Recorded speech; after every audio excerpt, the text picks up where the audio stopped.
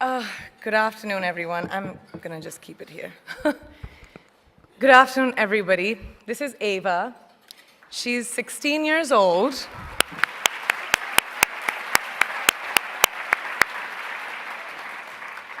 An age where girls should be enjoying their innocence and joys of their youth. But she, at such a tender age, understands the importance of being a voice for her peers, an advocate for young girls and women around the world who may not have the opportunities that us sitting over here have. So receiving this honor from a hero like her makes this so much more exceptional. So thank you.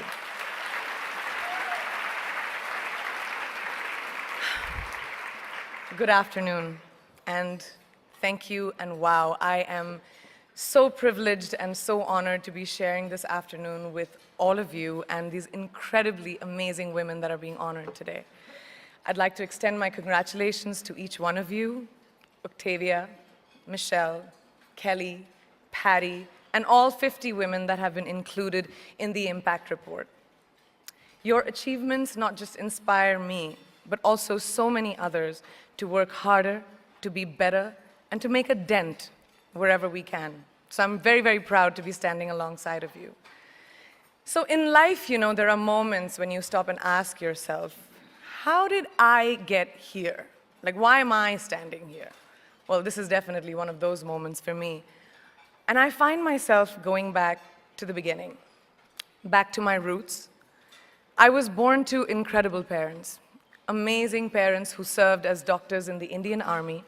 I was the firstborn, and as far back as I can remember, I made my parents very proud and happy 99% of the time. Okay, slight exaggerations of personal achievements are allowed from time to time, don't you think? My brother was born a few years later, and even then, nothing changed for me.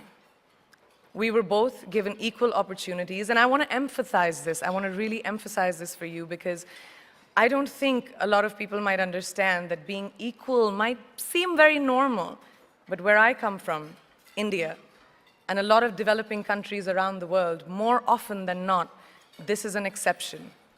It's actually a privilege. My first experience of the glaring disparity between boys and girls came at a very, very young age. I grew up in a middle-class family with extremely philanthropic parents who constantly reminded me and my brother how lucky we were and how giving back to those who were less fortunate was not a choice, it was a way of life. Simple. I was 7 or 8 years old when my parents started taking me on these visits in a traveling clinic to developing communities around and villages around the city that we lived in called Bareilly. We were packed into this ambulance, and my parents would provide free medical care to people who couldn't afford it. My job at the age of 8 was assistant pharmacist.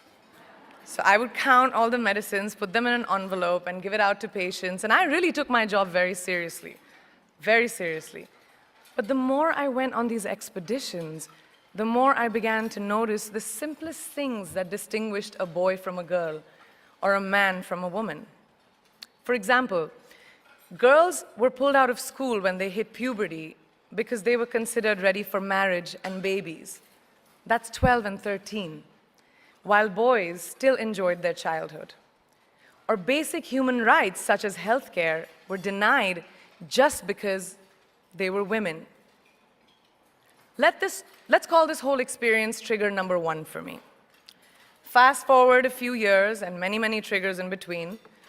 Like a producer-director, for example, early on in my career, I must have been about 18 or 19, telling me that if I didn't agree to the ridiculous terms or painfully low salary in his movie, that he would just replace me. Because girls are replaceable in the entertainment business. That was a memorable one. Made me decide to make myself irreplaceable. But I think what really moved the needle for me and ultimately led me to create the Priyanka Chopra Foundation for Health and Education, and around the same time partner with UNICEF, was an encounter with my housekeeper's daughter. About 12 years ago, I came home from set early one day, and she was sitting in my library reading a book. And she must have been 8 or 9 years old, and I knew she loved reading. So I asked her, I was like, it's a weekday, why aren't you in school? And she said, oh, I don't go to school anymore. So I went and asked her mother, and I said, you know, why isn't she in school? And her mom said that her family couldn't afford to send her and her brothers to school, so they chose the boys.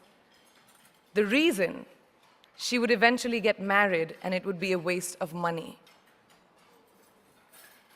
I was completely blown, and it shook me to my core.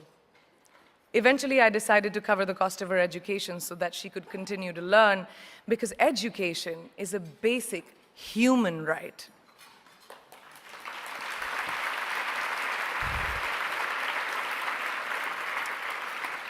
And a huge necessity, especially today.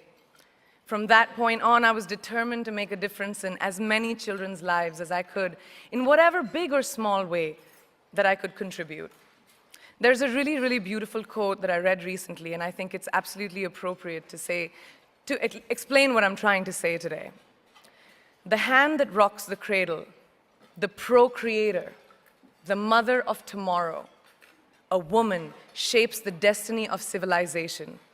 Such is the tragic irony of fate that a beautiful creation such as a girl child is today one of the gravest concerns facing humanity. Girls have the power to change the world. It is a fact, and yet today, girls are more likely than boys never to set foot in a classroom, despite of all the efforts and progress made over the last 2 decades. I'm just gonna give you a stat, more than 15 million girls of primary school age will never learn how to read or write, compared to 10 million boys. Primary school, it's the beginning of our future. Over the last 11 years, I have witnessed firsthand the incredible work that UNICEF does for children around the world, especially victims and survivors of child marriage, displacement, war, sexual violence. But there is still so much work to do. And for me, that is the fuel to my fire. The reason I'm so committed to this cause, and that is where my passion stems from, because I know that a girl's education not just empowers families, but communities and economies. A result of her education, we all do better. It's just as simple as that. As entertainers and influencers sitting in this room, I feel that it's our social responsibility to be a voice for the voiceless, which is why I applaud each and every woman in this room for being such a badass.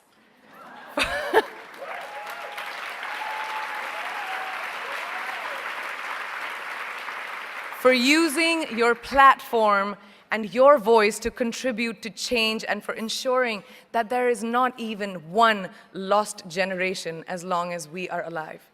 I'd like to thank Variety and all of you for encouraging me and all of us in this room to keep going and fighting on. Thank you so much.